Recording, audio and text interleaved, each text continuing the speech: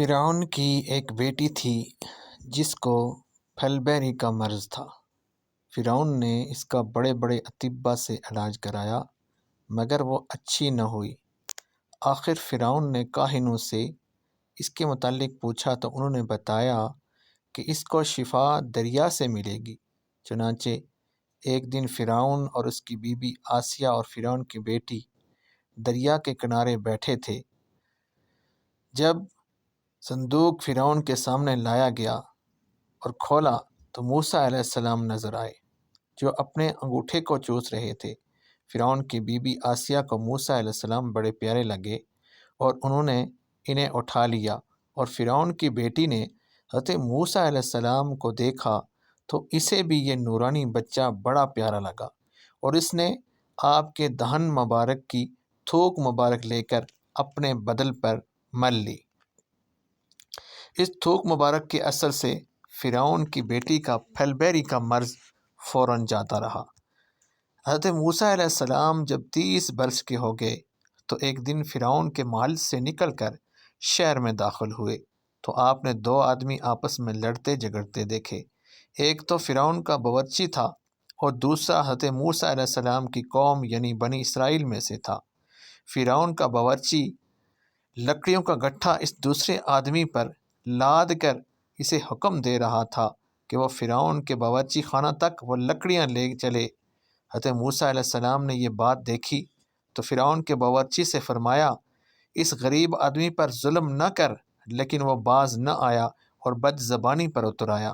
حضرت موسیٰ علیہ السلام نے اسے ایک مکہ مارا تو اس ایک ہی مکہ سے اس فرعونی کا دم نکل گیا اور وہ وہیں ڈیر ہو گیا۔ حضرت موسیٰ علیہ السلام نے بڑے ہو کر جب حق کا بیان اور فرعون اور فرعونیوں کی گمراہی کا بیان شروع کیا تو بنی اسرائیل کے لوگ آپ کی بات سنتے اور آپ کا اتباع کرتے، اور آپ فرعونیوں کے دین کی مخالفت فرماتے۔ رفتہ رفتہ اس بات کا چرچا ہوا اور فرعونی جستجو میں ہوئے۔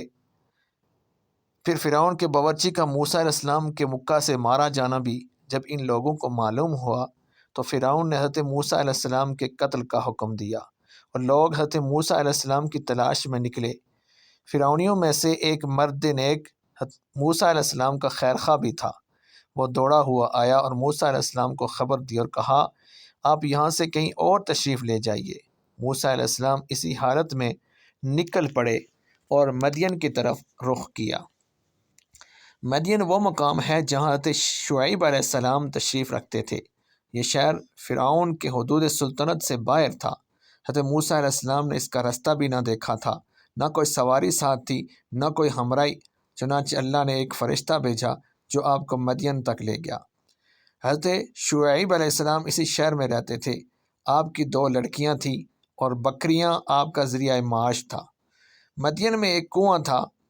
حضرت موسیٰ علیہ السلام پہلے اسی کنویں پر پہنچے اور آپ نے دیکھا کہ بہت سے لوگ اس کنویں سے پانی کھینچتے ہیں اور اپنے جانوروں کو پلا لیتے ہیں، اور حضرت شعیب علیہ السلام کی دونوں لڑکیاں بھی اپنی بکریوں کو الگ روک کر وہیں کھڑی ہیں۔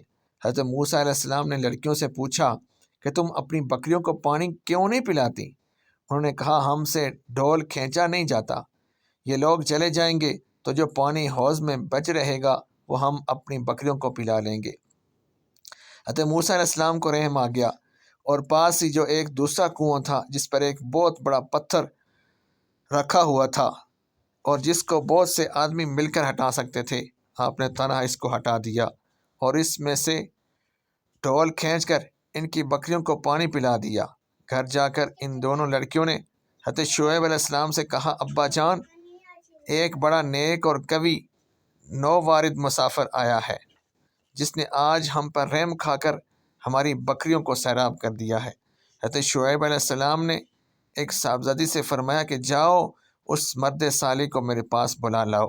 چنانچہ بڑی صاحبزادی چہرہ کو آستین سے ڈھکے ہوئے اور جسم کو چھپائے ہوئے بڑی شرم و حیا سے چلتی ہوئی حضرت موسیٰ علیہ السلام کے پاس آئی اور کہا کہ میرے باپ آپ کو بلاتے ہیں تاکہ آپ کو اجرت دیں۔ حضرت موسیٰ علیہ السلام اجرت لینے پر تو راضی نہ ہوئے، حضرت شعیب علیہ السلام کی زیارت اور ان کی ملاقات کے لیے چل پڑے اور ان صاحبزادی سے فرمایا کہ آپ میرے پیچھے رہ کر راستہ بتاتی رہیں۔